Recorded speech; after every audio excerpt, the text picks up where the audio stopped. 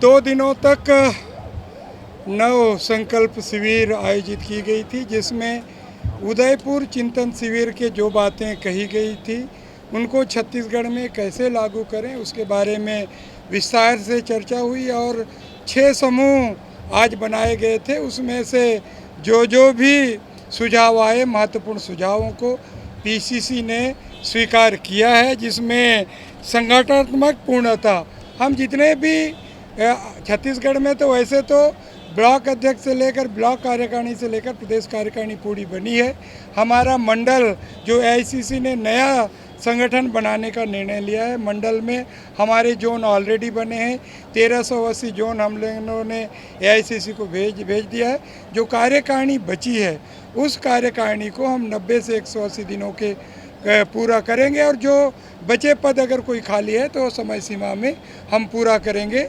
और निर्णय लिया है हर महीना हम लोग मीटिंग करेंगे, जिसमें 7 तारीख को मंडल का, 14 तारीख को ब्लॉक का, 21 तारीख को जिला शहर कांग्रेस कमेटी का और 30 तारीख को प्रदेश कार्यकारिणी।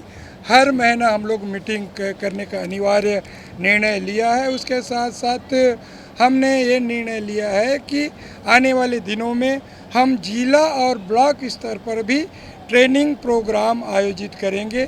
इससे कांग्रेस पार्टी का आइडियोलॉजी, विचारधारा, कांग्रेस पार्टी की रीति नीति और हमारी सरकार की उपलब्धियों को हम जन जन तक कैसे पहुंचाएं, हम ट्रेनिंग के माध्यम से करेंगे। दूसरा बात, जो जिलों में संकल्प शिविर आयोजित होने हैं, वहाँ से हमारे निर्वाचित जनप्रतिनिधि, हमारे पदाधिकारी जिलों में 2 दिवसीय प्रशिक्षण शिविर आयोजित होगा, जिसमें हमारे नगर पालिका, नगर पंचायत के अध्यक्ष से लेकर हमारे महत्वपूर्ण पदाधिकारी उसमें शामिल होंगे। उसके माध्यम से हम बूथों में, सेक्टर में, जोन में कैसे जाएं उसकी तैयारी हमने की है। उसके साथ साथ हर विधानसभा में 75 किलोमीटर हम पदयात्रा करेंगे। पहले एआईसीसी ने जिलों में 75 किलोमीटर पदयात्रा करने की बात की गई थी, मगर हमने नीतिगत निर्णय लिया है कि हर विधानसभा में कम से कम 75 किलोमीटर पदयात्रा करेंगे, जिसमें नुक्कड़ सभा से लेकर सरकार की उपलब्धियां, पार्टी की योजनाएं और हम घर घर तक जाके हम बताने का प्रयास करेंगे।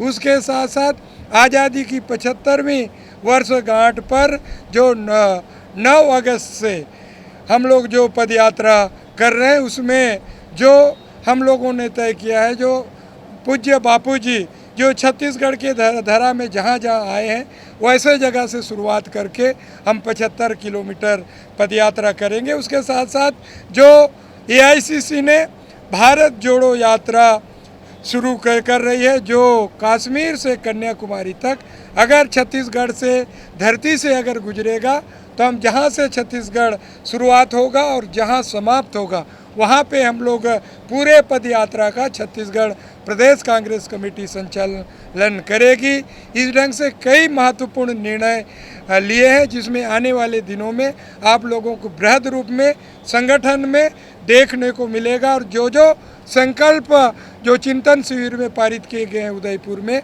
उसको छत्तीसगढ़ में हम लागू करेंगे। नहीं देखिए, अगर हमारा संगठन जमीन में मजबूत होगा, बूथ में मजबूत होगा, अनुभाग में मजबूत होगा, तो 2023 में भी हम सरकार बनाएंगे और 75 प्लस का जो हमने टारगेट रखा है उस लक्ष्य को भी पाएंगे।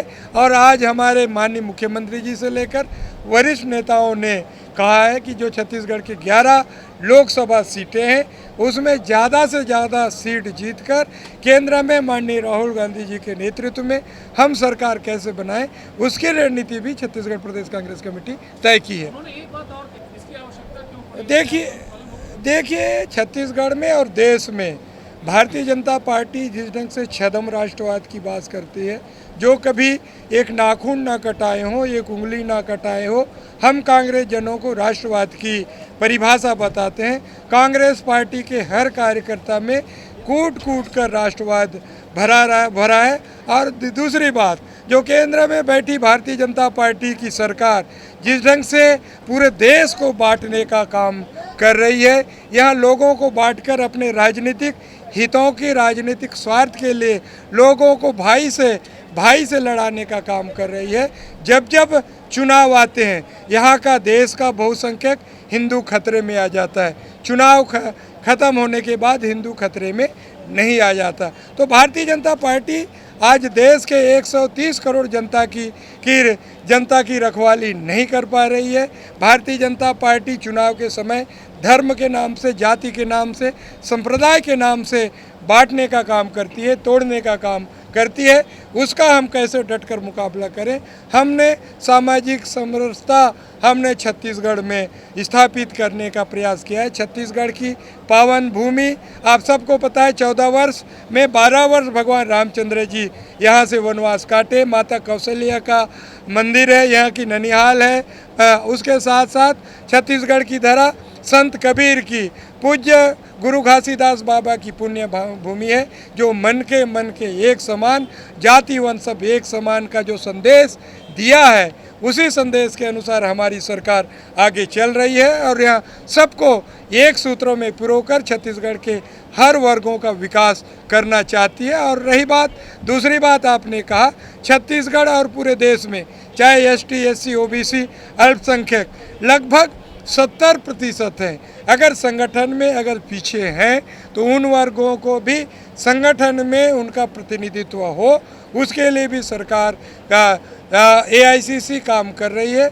और आने वाले दिनों में अगर कोई पद खाली है, वैसे जगह भी उन वर्गों को प्रतिनिधित्व हम देंगे और उनको मौका मिलेगा। बीजेपी पे हमेशा चर्चा हुई। देखिए, कांग्रेस पार्टी सभी धर्मों का सम्मान करती है, चाहे हिंदू हो, मुस्लिम हो, सिख हो, ईसाई हो या कोई भी संप्रदाय हो, सभी का सम्मान करती है। आज इतने सालों तक हम केंद्र में भी सरकार में रहे हैं, राज्य में भी सरकार में रहे, कभी ऐसा नहीं लगा कि हिंदू खतरे में है या मुसलमान खतरे में। आज केंद्र में जो स्पष्ट बहुमत के साथ सरकार में आई है, आज केंद्र में हिंदुओं की हिमायती बनती है भारतीय जनता पार्टी, तो आज हिंदू खतरे में कैसे आ गया, भारतीय जनता पार्टी को इसको जवाब देना चाहिए। भारतीय जनता पार्टी सिर्फ और सिर्फ वोटों की राजनीति, ध्रुवीकरण की राजनीति करती है, मगर छत्तीसगढ़ में भारतीय जनता पार्टी के मंसूबे कभी पूरा नहीं होंगे। बहुत बहुत धन्यवाद।